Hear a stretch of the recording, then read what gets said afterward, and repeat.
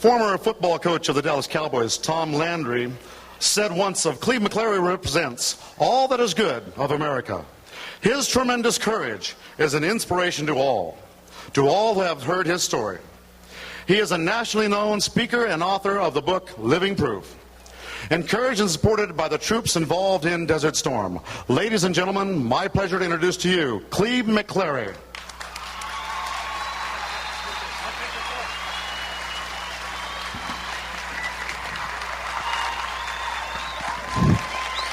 Thank you very much. Thank you. Thank you very much. Thank you, General.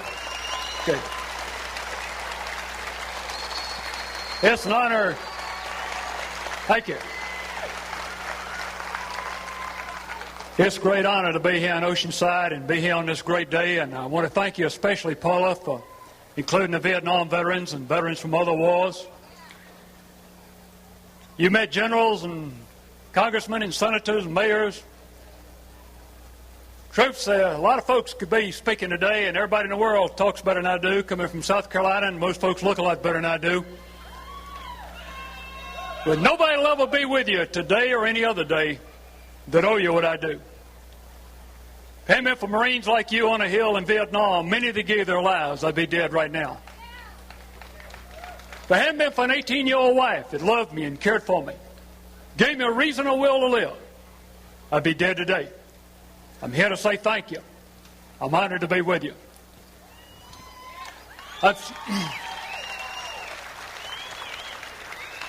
I'm sorry my wife's not with me today. She's back in South Carolina. My wife and daughter, some of you have seen on television this year. They're mother-daughter Miss USA in 1990, and they've been extended in 91.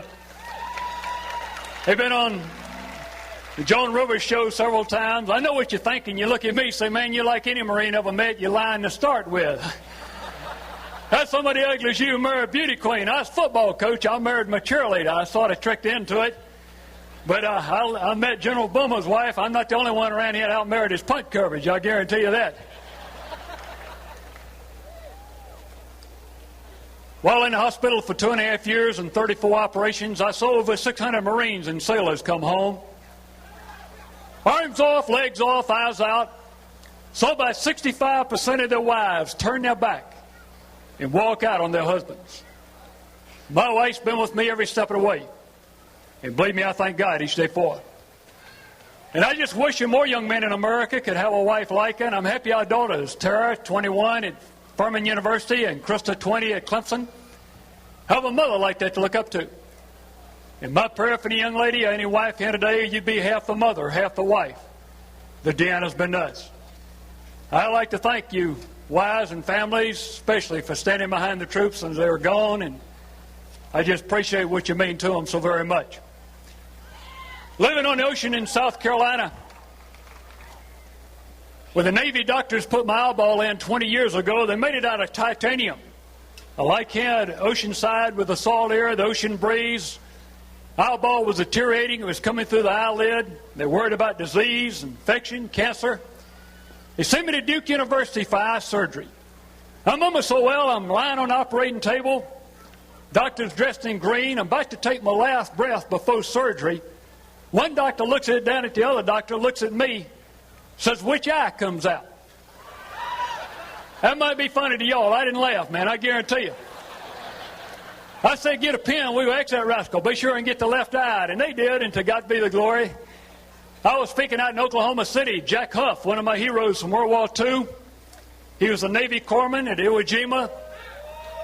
Finished Johns Hopkins. He's one of the top air surgeons in the world. He took the lining of the vein of my temple out and put new eardrums in. Took the anvil and stirrup and hammer out of a dead man and rebuilt the inner ear. While he was there, at the base of the brain, found a brain tumor.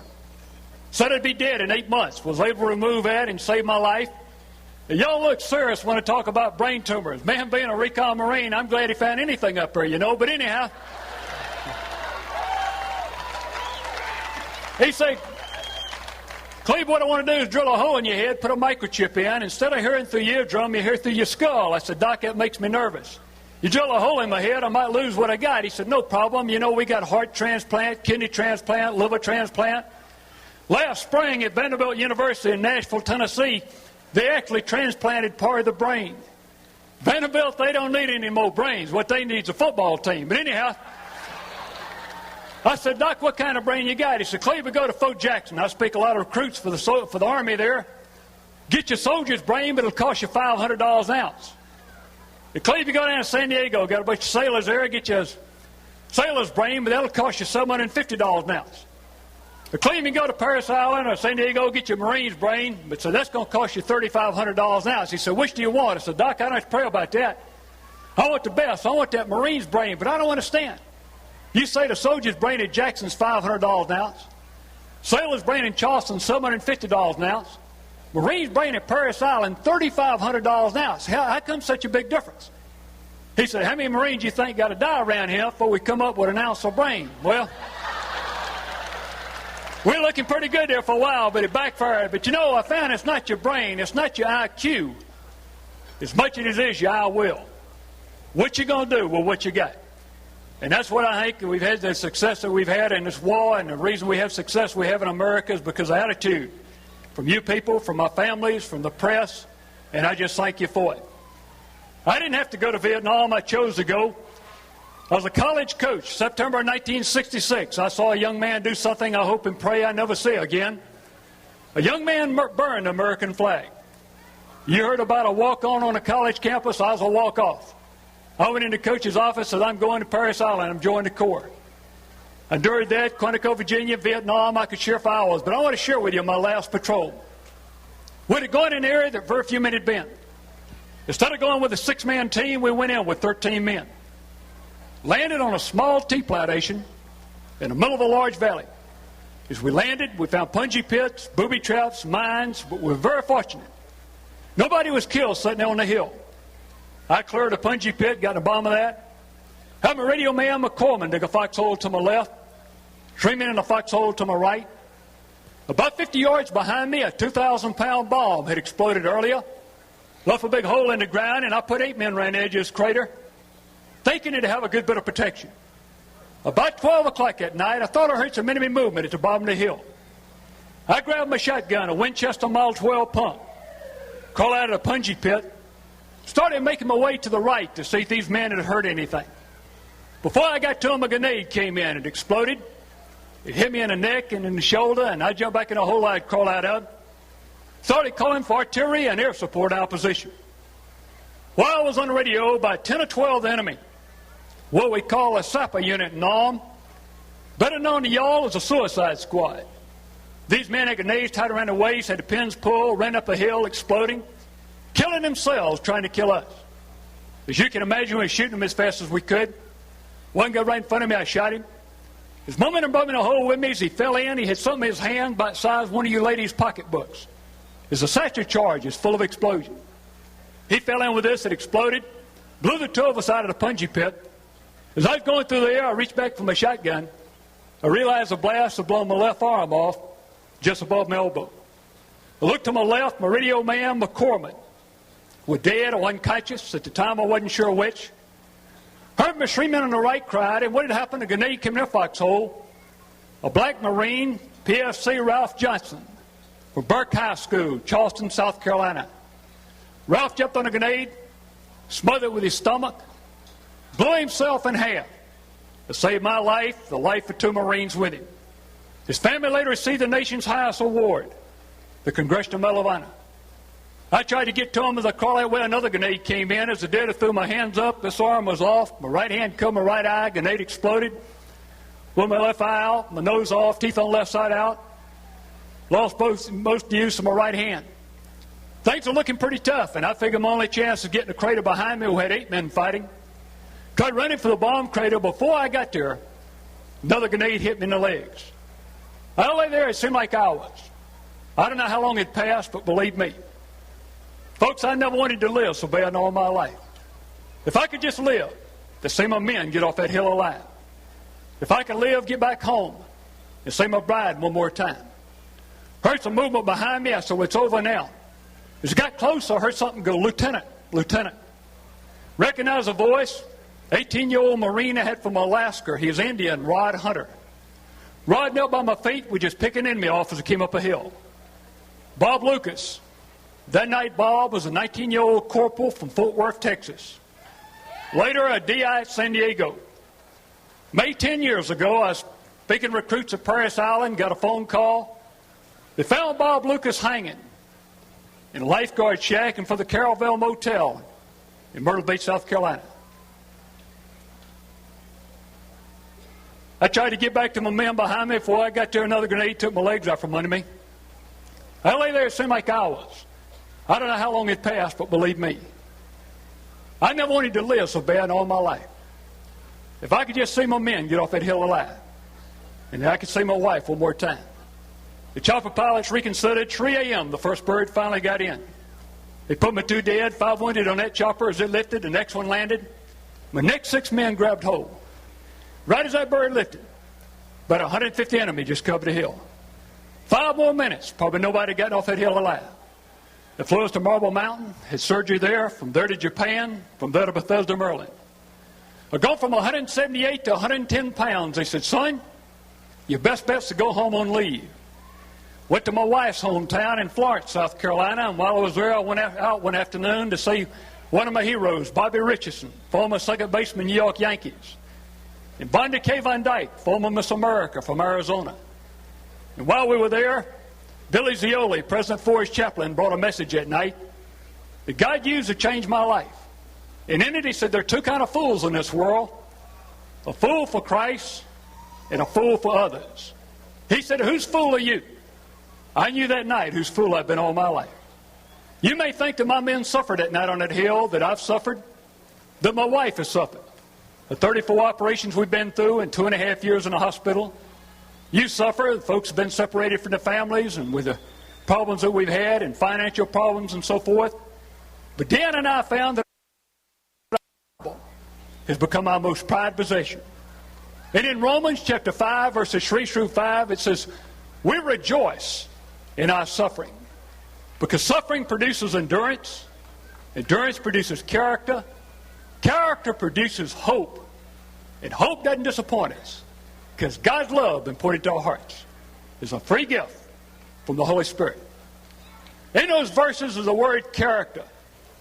And I believe character is a great word in America today, but I believe it's a misused word in America today. I just did 66 high school assemblies in Alabama for Governor Guy Hunt. To get in public schools today, you got to have a theme, and I went in with a drug and alcohol theme. You say, come on, man, you ever had a drug problem? I had a serious drug problem. Daddy drugged me to work, drugged me to school, drugged me to practice, drugged me to church. I wish more young people had that same problem, too. Eddie Murphy made a movie not long ago, and during the movie, Eddie didn't tie his shoes. I want y'all to know half the school children in Alabama won't tie their shoes anymore. You're not going anywhere fast with your shoes untied. You're either going to break your stupid neck or lose a shoe. But we got our young people so mixed up. They're looking at actors and actresses and athletes trying to be characters. Folks, we don't need to be characters. To be a success, we need to have character. 4 years ago, I was out speaking with the Broncos and Dan Reeves. Went down to Air Force Academy and spoke for Fisher DeBerry and their team before they played Utah. While I was out there, Barry Switzer was coach at Oklahoma then. Wanted me to speak to his team before they played Colorado. I don't know what you know about Barry Switzer. I like him. He's tough. He's hard-nosed. He's a winner. He'd have made a good Marine, but I like him because one thing he said one time, he said, you know, Cleve, a lot of folks been born on third base, and they go through life thinking they hit a triple. Barry Switzer wasn't born on third base.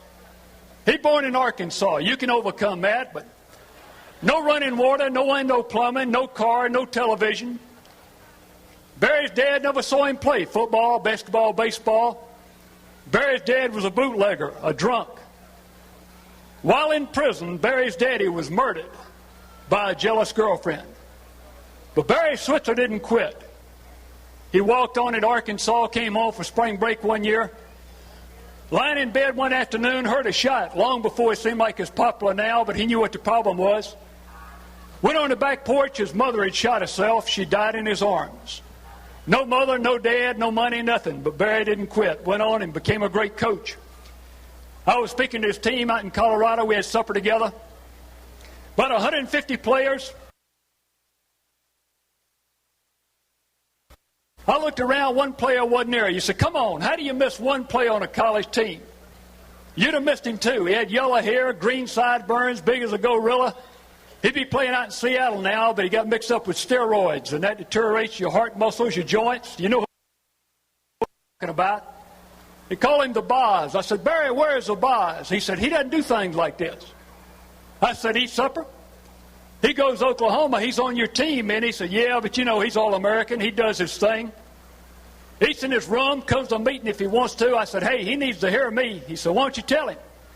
I walked down the hall, knocked on the door. Boz opened the door. He took up the whole door, man. He's big and ugly. I looked at him. I said, hey, I'm speaking to the team down the hall. I thought you'd part the team. Thought you might want to hear him. He said, no, not really. I said, look, I'm a Marine. My age and IQ about the same thing, but gets better every year, you know. I looked at him, and old Boz had an ear bulb in his ear. I said, you know, my DI said that thing's in your right ear. Said, you's a queer. Said, if it's in your left ear, you just trying to be. I said, which are you? Don't get me wrong, folks. Because of these great veterans here today, you've got rights and privileges, and you can probably put an ear ring in your ear. You put 5 of them in your ear. Put them in your nose if you want to, but I just spoke to some Fortune 500 companies, and they're not going to hire you. Boz came to hear me speak, sat on the front row, shook his hand after him, and I appreciate him as an athlete. I'd like to have been anywhere near that good. Pretty good student, full of couple semesters at Oklahoma, and I never had that problem. But you know, I don't care how famous we get or how many times we've been on television. We got young people looking at us, and I believe we need to live our lives accordingly. Moms and dads, we made a mistake in this country. What have we done? Think about it. We've tried to give our children everything we didn't have. Everything money can buy. You know, I believe we ought to give them what we had. Give them things money can't buy, like honesty, integrity, loyalty, manners, discipline. Men, take your hat off when you come in a building. Stand up when a lady comes in a room. Open the door for a lady. Close the door. Pull it your eye. Push it back.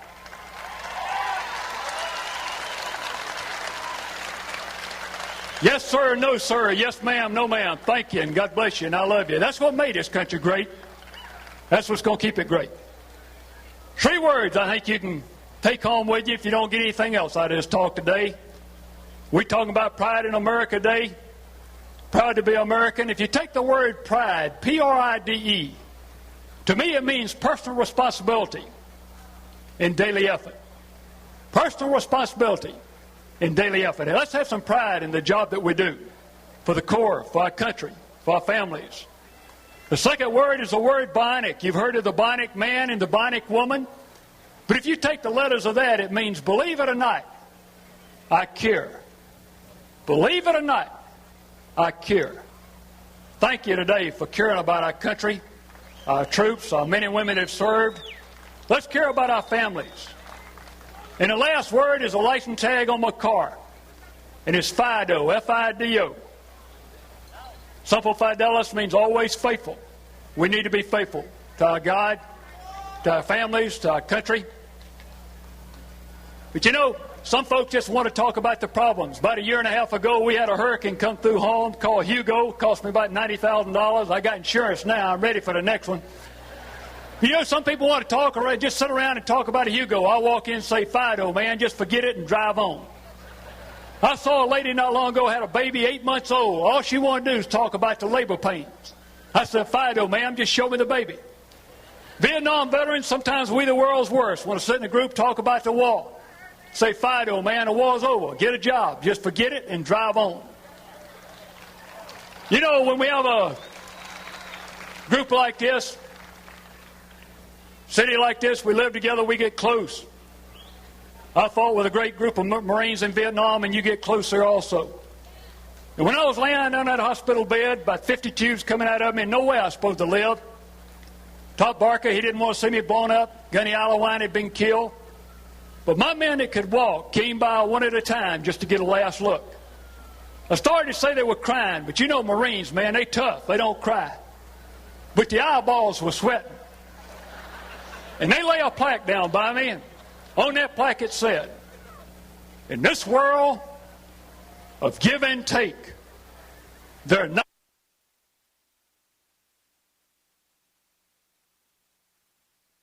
people willing to give what it takes. I'm honored to be here in Oceanside with folks like you, preparing yourself physically, mentally, spiritually, willing to give what it takes for our faith, for our flag, for our families, for our future, for the way of life we know and enjoy so well in America today because of you. God bless you.